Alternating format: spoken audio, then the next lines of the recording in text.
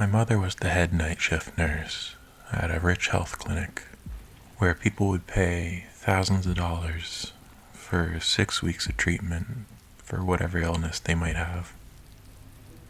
It was also in the middle of nowhere on 600 acres of land. Crazy thing about this place, though, was that since it had a lot of wilderness, it was known to have a lot of occult activity. I don't think it's related, but here's my story of when we lived there anyways.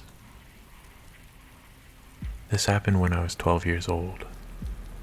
Our one-story home was at the top of the hill where there was only one other house not too far from us. My mom, like every other night, would drive her car to the clinic, which was roughly a little more than a mile away. You could always tell when she'd be leaving or coming back home. There wasn't any pavement in the driveway. It was strictly rocks and gravel, so the car would be extremely loud in the dead of night. One particular evening, I was sitting in my bedroom playing PlayStation when all of a sudden I got this sudden heavy mental push to turn everything off. All the lights, the TV, my PlayStation, and just face the wall and pretend to sleep. My heart's racing for no reason since I'm just laying down, but no more than 5 minutes later, I hear the door open.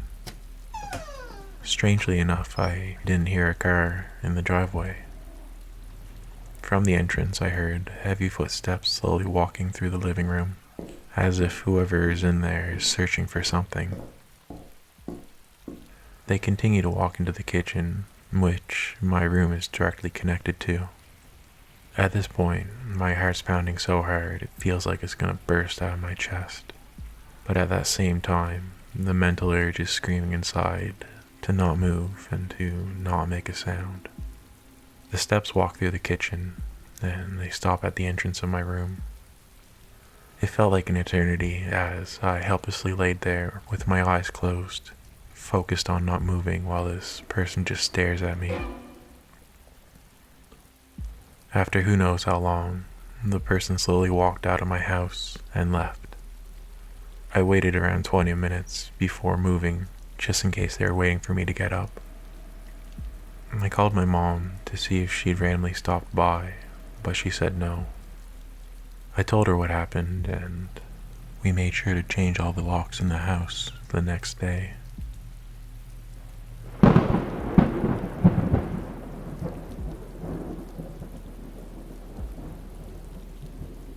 A few years ago, a friend of mine and I were swapping creepy stories about things that have happened to us or our family members.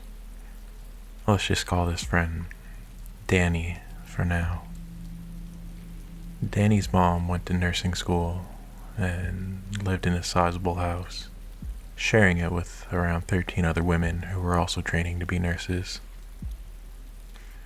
Because of the size of the house, it was located in a remote woodland area with not a lot surrounding it, which meant the girls with cars often had to drive everyone around. To give you an idea, the house was extremely old, spacious, and it had its own laundry room, basement, dining room, study, everything. Everyone had their own room. There were so many nurses in training that there was a lot of these houses dotted around the area. During their training, they were on placement at a local hospital, and around 6 months into their placement, word got out that there had been several reports of a man peering in through the windows of the nursing houses. He often wore all black and a ski mask that concealed all but his eyes. All of the nurses were on high alert, and many of them were accompanied home by the doctors they worked with due to the threat of the situation. After all, no one knew what this man's true intent was, and by the time police showed up, he was nowhere to be found. A few weeks pass by without incident, and the panic begins to die down, so Danny's mom and the rest of the housemates that had the night off, around 7 or 8 of them, decided to have a few drinks and watch some television. A couple hours and a few bottles of wine later, they all started talking about going to bed. The conversation stilled all of a sudden when each of the girls noticed one of the nurses staring at something above Danny's mom's head. Her face was frozen in horror as they turned ever so slowly to look out of the living room window. What stared back at them was 6 feet tall and about 200 pounds, and it was sliding the window up as he hooked his long leg over the windowsill and into the room where they all sat. Everyone scatters, knocking over glass bottles, slipping on the liquid in their haste to move as quickly as possible. Most of the girls were barefoot, so the sound of his heavy boots thundering through the house sent Danny's mom's heart racing. She made a beeline for the laundry room because she could shut the door, sit on the sink, and press her feet up against it. It would be a tight squeeze, but she managed to get in. The house fell silent, and she waited. Then his fist came pounding on the laundry room door so hard she felt her legs jolt. He rattled the doorknob and pounded on the door so violently she thought he would batter it off the hinges. "Open the door. I'll get in there, open it," she could hear him scream. Danny's mom still says that in that moment she knew that this man was someone familiar to her. This was a voice her ears were accustomed to. Luckily, in the time he'd been distracted by chasing her into the laundry room, one of the other women had used the phone in the study to call the police. They showed up 5 minutes later, with 3 cars and 12 officers. They called in more officers to check the other properties where the nursing students were living in case he'd gone to hide out there or attack more girls. The surrounding woodland area was scoured the best they could, but it wasn't until they conducted a second search of the house that they discovered the culprit's hiding place. The police were unaware that these buildings had substantial-sized basements that had corners that were perfect for concealing your whereabouts. It was there that they found him lying in wait for the police to disappear and the girls to drop their guard again. He was arrested, and his identity revealed to be one of the doctors that worked in the hospital, the doctor that Danny's mom had been working with side by side for weeks on end. She had been escorted home by him a few times, and she even gave him a tour of their lodgings. That's how he'd known about the basement and the interior layout of the home.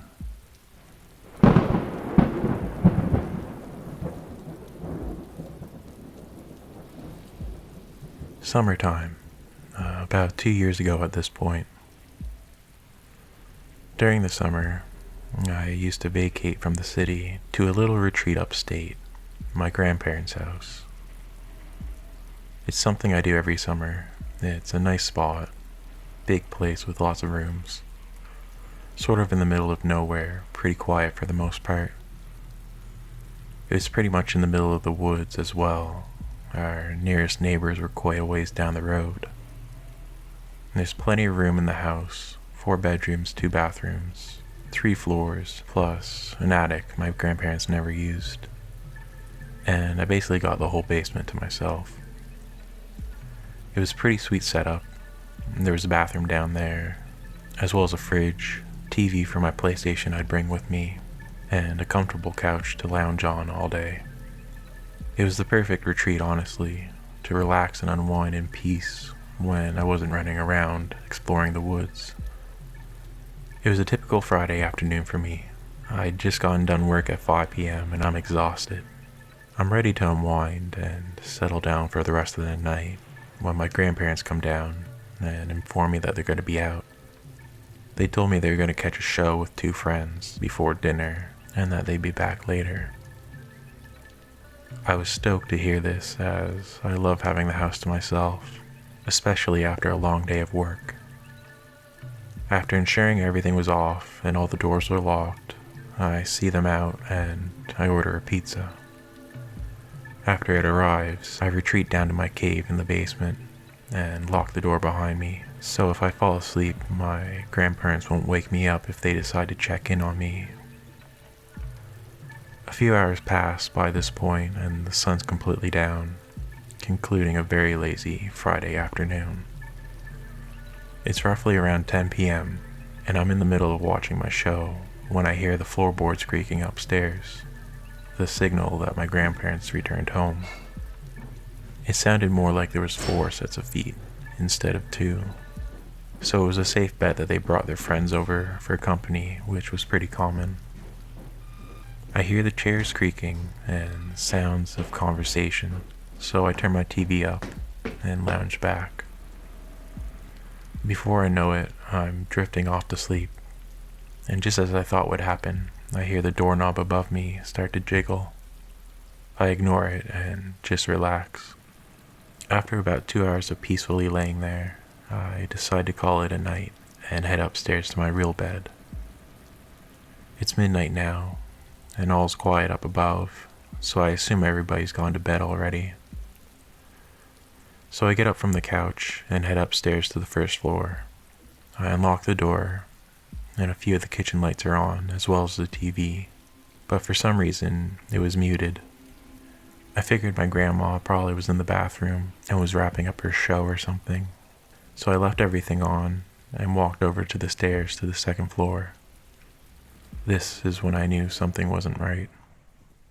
From the bottom of the stairs, you can see every door to every room up there. At night, when my grandparents are asleep, they usually keep all their doors closed. Or at least they obviously keep the bathroom door closed when someone's using it. When I looked up, however, everything was pitch black, and I could see every single door was open. I called out upstairs, but I didn't get a response at all. In fact, it seemed as if the house somehow grew more quiet. I walked over to the front window and looked out.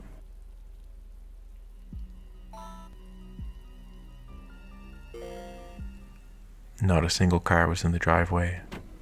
I was the only one home. I called my grandparents to check in.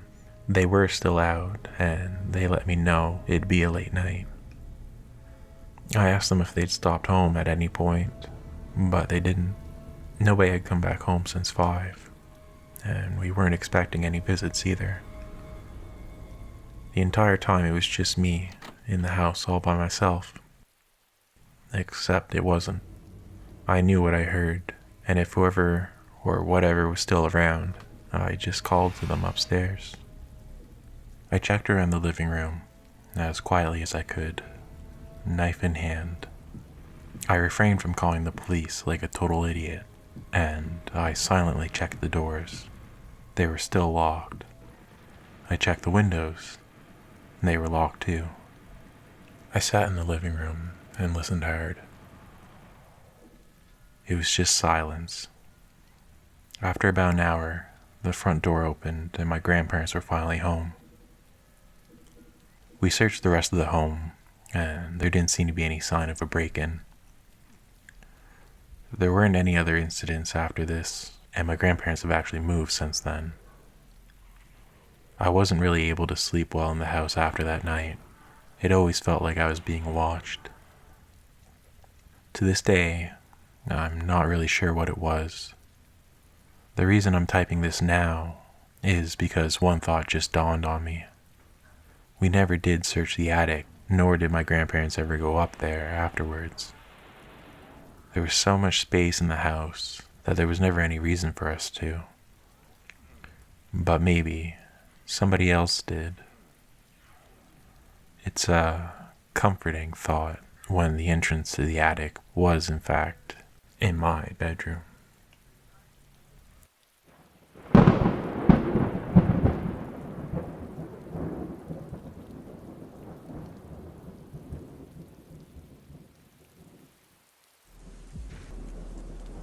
Hey guys, thanks for watching the video. If you enjoyed what you saw today, feel free to hit that like button and maybe consider subscribing.